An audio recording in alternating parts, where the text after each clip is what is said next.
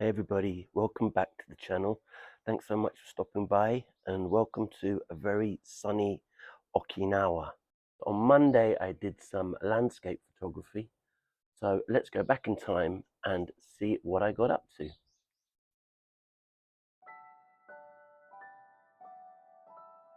So on the spare of the moment, I decided to go out and see if I could shoot the sunset.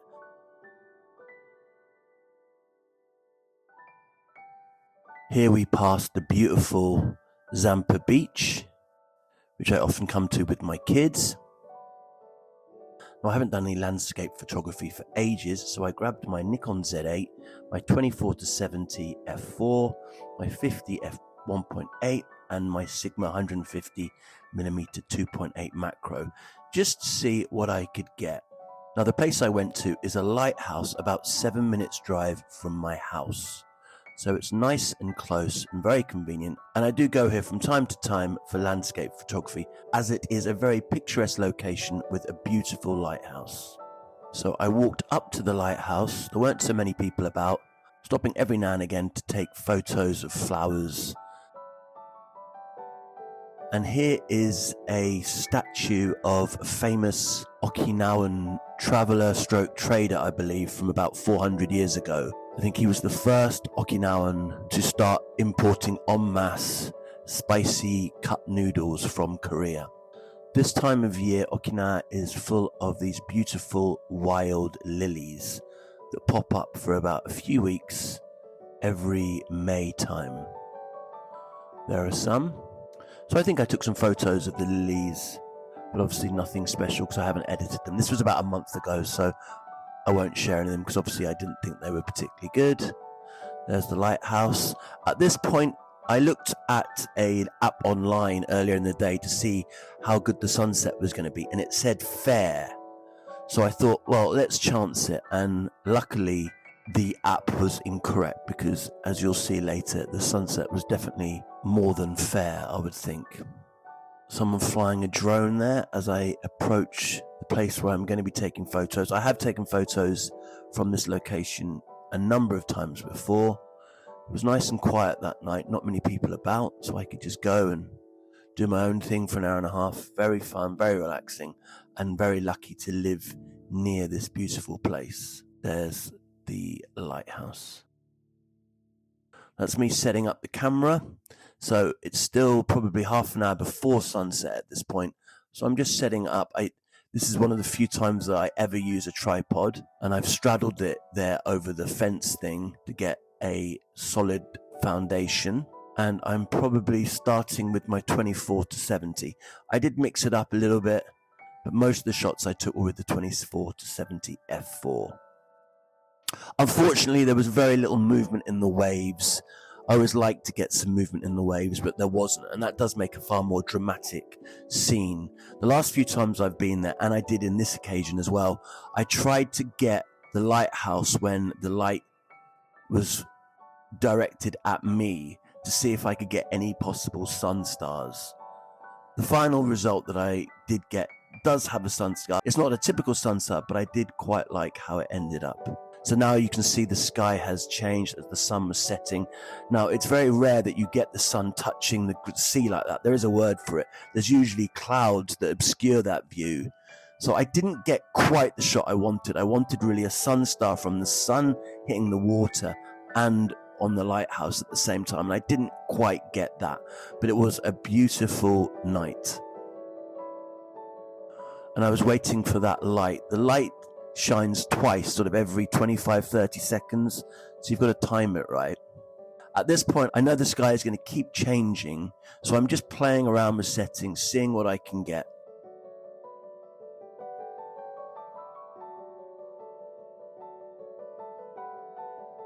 I was playing around with lots of shutter speeds. Like there you can see I'm at f/16, 1.6 of a second.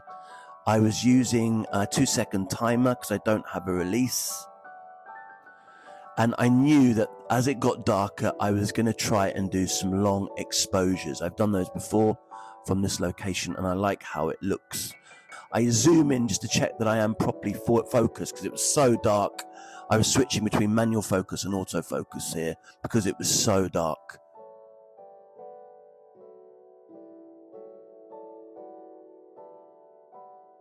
That's me at the end, just to show how dark it was. It was so dark, and then I walked back to the car in almost complete darkness.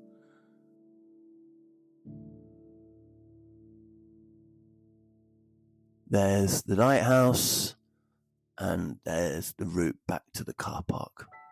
It was a really fun hour and a half spent.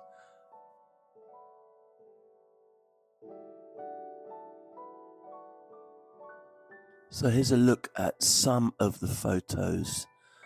I basically didn't edit many of them, and that was now a month ago, and that often happens. I go out to a shoot, take some shots, edit a couple that I like when I get back, and then I forget about the photos I've taken. So a month later, here I am looking at a couple of the shots I edited. Before the sun really changed, I was kind of messing around with the 3 different lenses I had. This was taken with my Sigma 150mm 2.8 macro, so it's a lot more zoomed in than the lens I was using most of the time, the 24-70, and it's quite sharp. And again, I don't know why that night I was just really focusing on trying to get the sun stars. Now, not every lens creates the same kind of sun stars, and this shot is okay. You can see some people there.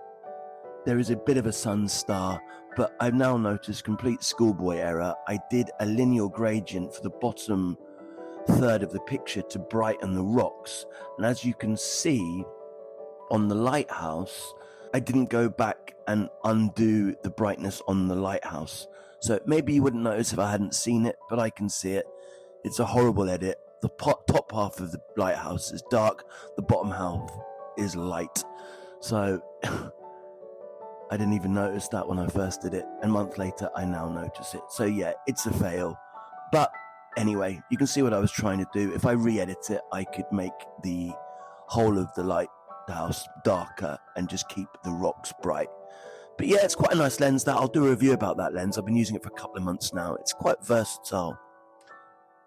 Anyway, let's look at, I think I'm going to post 3 pictures that I edited at the time. The next one was this. Again, this is a fail.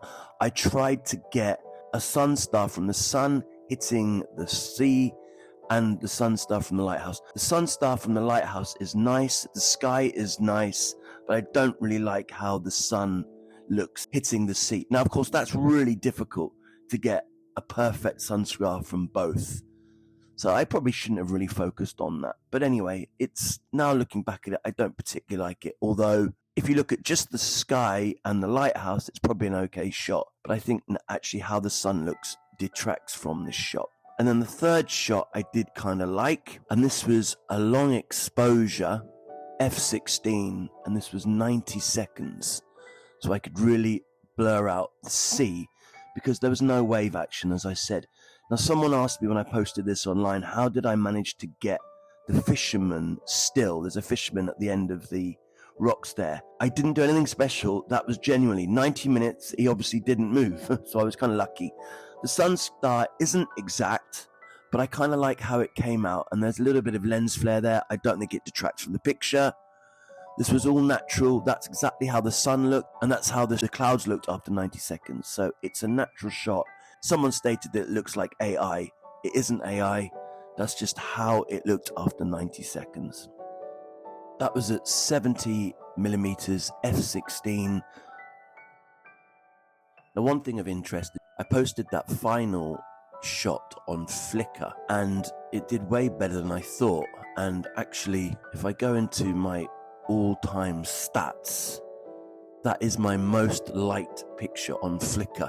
I'm not really sure how I feel about that because, you know, I put way more effort and thought into my bird shots than I do my landscape shots, because I hardly ever do landscape. If I look at my most liked pictures on Flickr, I think 6 or 7 of the top 10 are all landscape, which, being that I post about 1 landscape shot in every 20 photos or 25 photos, Flickr obviously likes landscape, because my bird pictures these days don't seem to get picked as much. But yeah, that picture, which as I left that night, I didn't think I'd got anything that special, has been my most liked picture on Flickr in 15 years of use. So interesting, just goes to show what people on Flickr like.